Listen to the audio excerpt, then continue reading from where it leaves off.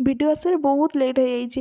ଏଇଟା ହେଲା ଆମର ଥାର୍ଡ଼ ପାଳି ବୁଧବାରର ଭିଡ଼ିଓ। ବୁଧବାର ରାତିରେ ଆମର ଠାକୁର ବସା ହେଇଯାଇଥିଲା। ଆଉ ଝୋଟି ଘର କାମ ଠାକୁର କାମ ବହୁତ କାମ ସେଇଦିନ ଆମେ ବହୁତ କାମ କରିଛୁ। ମାନେ ବସିବା ପାଇଁ ହିଁ ମାନେ ଟାଇମ୍ ନଥିଲା। ପିଠାପଣା ସବୁ ହେଇଯାଇଥିଲା ବୁଧବାର ଦିନ।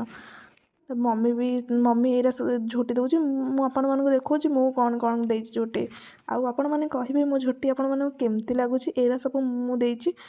ଆଉ ମୁଁ ସମସ୍ତଙ୍କ ଘରକୁ ମାନେ ଦୁଆରକୁ ଯାଇକି ଝୋଟି ବି ପକାଉଥିଲି। ଏରା ଆମର ବି ମୁଁ ଏଇରା ପକାଇଛି ସବୁ। ଆସେନି ମୁଁ ଯେମିତି ବି ଆସେ ସେମିତି କରିଦିଏ। ଏରା ସବୁ ପକାଇଛି ମୋତେ ତ ଭଲ ଲାଗୁଛି। କେମିତି ହେଇଛି ଆପଣମାନେ କହିବେ ତ। ଆଉ ଆମେ ସବୁ ଭଉଣୀମାନେ ବି ସେ ବାହାରେ ଗାଁରେ ତ ଜାଣିଛନ୍ତି ବାହାରେ ସମସ୍ତେ ସେଦିନ ବୁଧବାର ଦିନ ରାତିରେ ଝୋଟି ଦିଅନ୍ତି। ସମସ୍ତେ ଆମେ ବହୁତ ମଜା କରୁ, ଭଉଣୀମାନେ ମଜା କରୁ। ଏଇଟା ଗୁରୁବାର ସକାଳର ଭିଡ଼ିଓ। ଦେଖନ୍ତୁ ଆମ ମାଆ କେତେ ସୁନ୍ଦର ଦେଖାଯାଉଛନ୍ତି କାରଣ ନଜର ନ ଲାଗୁ। ଏବେ ମୋ କାନନ ଭାଇ ଆସିଛି ହେରି। ସେ ଆସିଛି ହେରି। ସେ ଘରେ ତ ଫାଷ୍ଟ ଆସିବାକୁ କହିବେ ଠାକୁରଙ୍କୁ ପ୍ରଣାମ କର। ଠାକୁରଙ୍କୁ ପ୍ରଣାମ କରିକି ଆମେ ଉପରକୁ ଆସିଥିଲୁ ହେରି।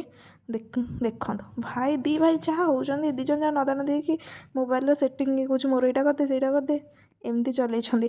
ମୋତେ ପାଟି କରୁଛନ୍ତି ମୁଁ ଭିତରେ ଫୋନ୍ଟା ମାରିଦିଏ। ଓକେ ଗାଏ, ଆପଣଙ୍କ ଆଡ଼େ କେମିତି ପୂଜା ହୁଏ କମେଣ୍ଟରେ ନିହାତି ଜଣାଇବେ। Bye bye.